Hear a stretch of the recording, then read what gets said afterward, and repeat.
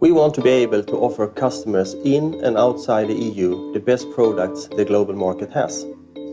Removing trade barriers through negotiated trade agreements can deliver our customers innovative products at competitive prices. These trade agreements are negotiated by all countries in the WTO or in negotiations by groups of countries with an interest in free trade among themselves, as we see in the current negotiations on trade in services. Or they can be negotiated bilaterally between the EU and another country or a group of countries. The retailers and wholesalers we represent in EuroCommerce support open trade. They need predictable rules so that we can have an effective global value chain which allows business to flow easily, so that our customers get the best products available in the world market and can pay the best price. This is why we support the EU in negotiating with our main trading partners with Japan, the US and Canada, or India and Vietnam.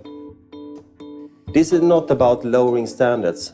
Product standards in one country may achieve exactly the same level of safety or quality as standards in another, but are different. At present, a product which you and I would be perfectly happy to buy or eat abroad will not be able to be sold in the EU or vice versa, without major modifications or multiple testing.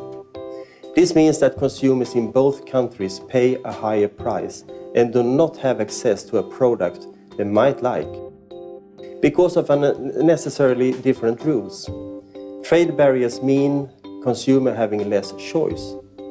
That's why we want to see those barriers broken down by free trade agreements, both bilaterally with countries such as the US and multilaterally in the WTO. And for the same reason we want the EU to reconsider its use of trade defense instruments like anti-dumping. Or they can be negotiated bilaterally between the EU and another country or a group of countries. Retailers and wholesalers take food safety and the environment very seriously. We ensure food is safe and healthy, and every day we make sure that this level of safety is maintained. This is an area with a lot of legislation, but in almost every area we go further than what the regulations require. We have also worked hard to make our operations environmentally sustainable. By keeping our energy consumption down, by investing in the latest technology to minimize and recycle energy used in temperature control and lighting, and by installing sustainable energy sources wherever we can. We have also invested in rationalizing how we transport goods to reduce our carbon footprint and recycling everything we can. We have made great strides in reducing food waste and reducing packaging for the products we sell. All of this makes commercial sense for us and others in the supply chain, but we also make a real contribution to efforts to reduce Europe's carbon emissions.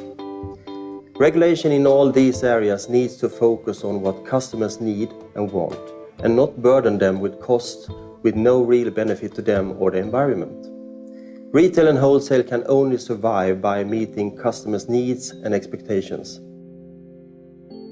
With the right regulatory and economic policy in Europe, we can go on doing so competitively and pass on the benefits to our suppliers and above all, our customers.